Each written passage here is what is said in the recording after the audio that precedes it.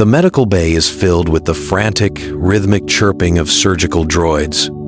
In the original timeline, this was the moment where Padmé Amidala lost the will to live, leaving her children behind as she succumbed to the localized agony of a broken heart. But here, the Force ripples with a sudden, violent change. As the twins are born, Padmé looks into the eyes of Obi-Wan Kenobi and finds a spark of defiance that ignites her own. "I have to stay," she whispers, her voice a fragile rasp against the sterile air. "I have to find him." The medical droids report a sudden stabilization in her vitals. The miracle of Polis Massa has occurred. But for Obi-Wan, the relief is instantly replaced by a cold, strategic dread. He knows that if Palpatine senses Padmé is alive, the Emperor will use her as a localized anchor to pull Anakin even deeper into the dark side, or he will simply execute her to ensure Vader's transformation is absolute. "Master Yoda," Obi-Wan says, looking at the small Jedi Master through the observation glass. "The galaxy must believe she is dead. Even Anakin must believe it." The chain reaction of this choice is massive. While the galaxy prepares for a grand Imperial funeral on Naboo, a secret plan is set into motion. Padmé is placed into a state of forced medical hibernation, her life signature masked by ancient Jedi techniques. Strategically, Obi-Wan is no longer just protecting the future of the Jedi. He is protecting the only woman who can break the Sith's hold over the Chosen One. He watches as the droids prepare the empty casket, realizing that this lie is the only shield they have against the rising shadow of the Empire. As the ship carrying the deceased senator departs for Naboo, Obi-Wan stands over Padmé's sleeping form in a hidden compartment. He feels the localized weight of the entire galaxy's fate resting on this single secret. He knows that one day, Anakin will come looking for the truth. And on that day, the lie will either save them all or burn the stars to the ground. Obi-Wan seals the hidden chamber, just as a long-range transmission from Coruscant flickers to life, featuring the first official image of a towering black-armored shadow known as Darth Vader, who is already demanding a localized search for any survivors of the Polis Massa facility. The waterfalls of Varikino roar with a deceptive peace, masking the high-stakes survival of the most wanted woman in the galaxy. To the Empire, Padmé Amidala is a tragic memory, a symbol used to anchor Darth Vader's localized agony. But here, deep within the secluded Varikino estate, she is a mother fighting a silent war. The strategic choice to hide her on her homeworld was a gamble. It is the first place Vader would look, yet the last place he would expect the Jedi to hide a living secret. Padmé spends her days watching Luke and Leia, whose connection to the Force is already a vibrant, dangerous hum. Every sunset, she sits on the balcony where she and Anakin once pledged their lives to one another. She is not a Jedi, but her bond with Anakin was forged in a localized intensity that defies traditional limits. Guided by the remote instructions of Master Yoda, she practices a form of meditative projection. She doesn't seek to fight. She seeks to whisper through the shroud of the dark side. Anakin. She breathes into the cool evening air, closing her eyes and visualizing the light that once burned within him. The chain reaction of her survival has created a localized fracture in the Emperor's design. While Sidious believes he has completely isolated his apprentice, Padmé's persistent, loving reach acts as a subtle tether, preventing Vader's total descent into the abyss. She knows the risk is absolute. If she reaches him, she might bring him back, but she might also lead the Sith straight to their children. Her clandestine efforts are not without cost. The strain of reaching across the stars leaves her physically drained, her life force taxed by the effort to bypass the Emperor's shadow. One evening, as she pushes her consciousness toward the cold void of Coruscant, she feels a sudden, sharp snap in the Force. For the first time, something, or someone, responds. It isn't the warmth of the man she loved, but a cold, mechanical curiosity that freezes the breath in her lungs. Padmé collapses onto the stone floor. As a terrifying realization takes hold, she didn't just reach Anakin. She accidentally alerted the dark, predatory mind of the Emperor, and now, a silent Imperial probe droid has just entered Naboo's upper atmosphere. The meditation chamber on Coruscant is a place of absolute silence and localized agony. Darth Vader sits within the sphere, his mask removed, allowing his scarred lungs to breathe the hyperoxygenated air. In the original timeline, this time was spent feeding the flames of his hatred. But now, the flames are being dampened by a persistent, phantom echo. It is a whisper in the Force, a gentle, rhythmic pull that feels like the summer winds of Naboo. Vader's golden eyes snap open. He has been told for years that he killed Padme in his rage, a lie that Palpatine used to seal his transformation into a machine. But the Force does not lie. This flicker of light he senses is not a memory. It is a presence. The strategic consequence of this doubt is immediate. Vader begins to bypass Imperial security protocols, accessing restricted medical files from the Polis Massa raid. He notices localized inconsistencies, missing droid data, and a blackout on the facility's final flight logs. "Something is being hidden from me," he growls, his voice a low, organic rasp before the mask is lowered back into place. The chain reaction of his suspicion leads him to distance himself from the Emperor's inner circle. He spends less time hunting Jedi and more time staring at the stars, searching for the source of the pull. Sidious senses the drift. The Emperor watches from his throne, feeling the localized coldness in Vader's loyalty. He realizes his apprentice is no longer a blind weapon. He is a seeker of a truth that could burn the Empire to the ground. Vader ignores the summons to the throne room, instead commanding his personal Star Destroyer, the Executor, to calculate a jump to the mid-rim. He is following a trail of ancient Jedi frequencies, a path that Master Yoda intentionally left as a lure. He believes he is hunting a ghost, but deep within his mechanical chest, a heart he thought was dead begins to beat with a terrifying, hopeful urgency. He reaches the bridge, his cape billowing behind him, and orders the jump. As the stars stretch into the blue blur of hyperspace, Vader's hand tightens on the railing as he feels the light flicker again. Only this time, it is accompanied by the unmistakable, crying heartbeat of two children he was never supposed to have.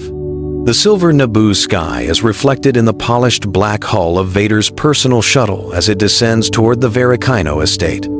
Every sensor in his suit is screaming, not with mechanical errors, but with the overwhelming localized resonance of life signatures that should not exist. Vader steps onto the grass, his heavy, rhythmic breathing the only sound in the tranquil afternoon. He ignores the tactical perimeter his stormtroopers are establishing. His focus is entirely on the stone balcony, where a lone figure stands waiting. Padmé Amidala does not flee. She stands her ground as the towering shadow of iron and grief approaches. As Vader reaches the top of the stairs, he stops. The Force, once a swirling storm of localized agony, suddenly falls into a terrifying, crystalline silence.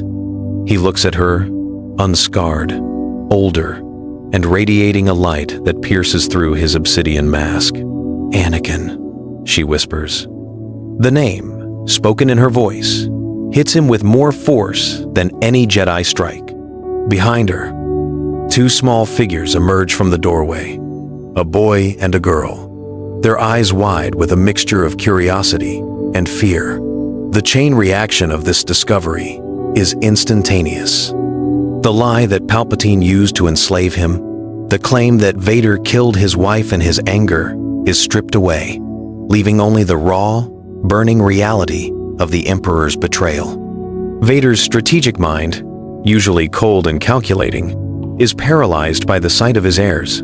He realizes that his children were the what-if he never dared to imagine.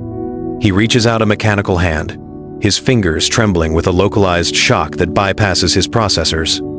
Padme steps forward, placing her hand on his cold metal chest, right over the life support plate. For a second, the Dark Lord vanishes, and the man who loved her returns. But the reunion is not safe. Vader knows that his defiance of the Emperor's orders has already triggered a localized alert on Coruscant. He has found his family, but in doing so, he has placed a target on their backs that can be seen from across the galaxy. Vader turns his head toward the stars as the sky begins to darken, not from a storm, but from the arrival of an Imperial fleet led by the Grand Inquisitor, who has been sent by Sidious to cleanse the planet of any distractions. The interior of the Varikino estate becomes a war room, shielded by the localized interference of Vader's personal jammer. Darth Vader stands before Padme, his presence a jarring contrast to the elegant tapestries of her home. The realization of Sidious's betrayal has not driven him into a reckless tantrum. Instead, it has sharpened his mind into a weapon of cold, calculated vengeance. "He lied to me." Vader's mechanical voice resonates through the room. "He used your supposed death to chain me, but those chains are broken." Padme looks at the man behind the mask, seeing the strategic necessity of their situation. If they flee, the Emperor will hunt them to the ends of the galaxy with the full might of the Imperial Navy. If they fight openly, they risk the lives of Luke and Leia before the rebellion is ready. Together, they form the Skywalker Pact, a secret agreement to dismantle the Empire from the inside out. Anakin will return to Coruscant and continue his role as the Emperor's fist, while Padme coordinates a shadow network of senators and military defectors from the safety of her hidden sanctuary. The chain reaction of this alliance is immediate. Vader begins to think like the general he once was, rather than the assassin he became. He realizes that the Empire's greatest weakness is its centralized power. By controlling the information that reaches Sidious, Vader can protect his family while slowly bleeding the Imperial military of its most loyal resources. Padme provides the moral compass he has lacked for years, reminding him that they are not just fighting to survive, but to restore a republic that their children can actually lead. "You must go back," Padme says, her hand resting on his cold armor. "You must be the monster he created, until the moment we are ready to strike." Vader bows his head, the localized weight of his double life already settling onto his shoulders. He prepares to board his shuttle, leaving behind the only light he has known in a decade. He must now play the ultimate game of deception against the most manipulative mind in the galaxy, knowing that a single mistake will cost him everything. As Vader's shuttle breaks Naboo's atmosphere, he receives an urgent, encrypted transmission from the Grand Inquisitor, stating that the cleansing of the planet has been delayed because a mysterious fleet of unmarked ships has just emerged from hyperspace to challenge the Imperial blockade. On the surface, nothing has changed.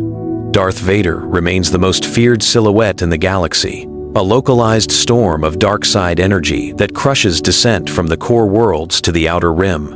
But beneath the obsidian mask, the mind of Anakin Skywalker has returned to the tactical brilliance of the Clone Wars.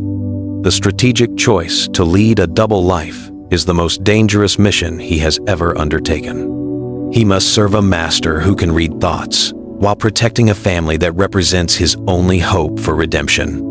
By day, Vader leads brutal purges against minor insurgencies, maintaining the illusion of absolute loyalty to Palpatine. But these victories are carefully orchestrated deceptions. He purposefully directs Imperial fleets toward empty sectors, allowing Padme's growing underground resistance to seize vital shipments of fuel, blasters, and medical supplies. Every localized strike he orders is designed to strengthen the rebels while bleeding the Imperial military of its most efficient resources. He communicates through encrypted channels, using old Jedi codes that only a few survivors and Padme can decipher. The chain reaction of this secret support is profound. The resistance is no longer a scattered group of idealists. They are becoming a disciplined military force equipped with Imperial-grade technology provided by the very man sent to destroy them. Padme, working from the shadows of her hidden sanctuary, coordinates with sympathetic senators to prepare for a centralized uprising. However, the pressure of this deception begins to take a localized toll on Vader. He must stand at the Emperor's side, listening to Sidious boast about the coming darkness, while knowing that every breath he takes is a lie against the Sith. Vader realizes that Palpatine's surveillance is tightening. The Emperor has noticed that the 501st Legion is returning with fewer prisoners and more accidental equipment losses. To deflect suspicion, Vader is forced to execute a localized display of cruelty that haunts his waking dreams. He is walking a razor's edge, knowing that his double life cannot last forever. He is waiting for the perfect moment to strike. But the Emperor is an ancient predator who thrives on the scent of betrayal. As Vader enters his meditation chamber to report a failed mission, the floor vibrates with a localized surge of dark side energy, and Palpatine's hologram appears not to demand a report, but to congratulate Vader on the unintentional discovery of a rebel base that Vader knows is currently sheltering his own children. The sky over the lake country of Naboo no longer reflects the peaceful blue of its twin suns. It is choked by the gray hulls of star destroyers, appearing like localized scars across the atmosphere. Darth Sidious has found the truth. Through a web of spies and Force vision, the Emperor discovered the localized anomaly that Vader tried so hard to hide, the living heartbeat of the Skywalker lineage. "Your deception was bold, my apprentice." Sidious's voice crackles over the command frequency, dripping with a localized malice. But every secret has its price. On the ground, the Varakino estate is surrounded by the fiery descent of Imperial drop pods. Padmé Amidala stands at the center of the garden, holding Luke and Leia close as the first wave of Purge troopers ignites the horizon. The strategic choice for Sidious is simple. If he cannot turn the children, he will burn the world that shelters them. Darth Vader watches the bombardment from the bridge of the Executor, his mechanical hands crushing the metal railing in a localized surge of telekinetic fury. He realizes that the double life he led was never a shield, it was a countdown. Lord Vader, you will lead the ground assault.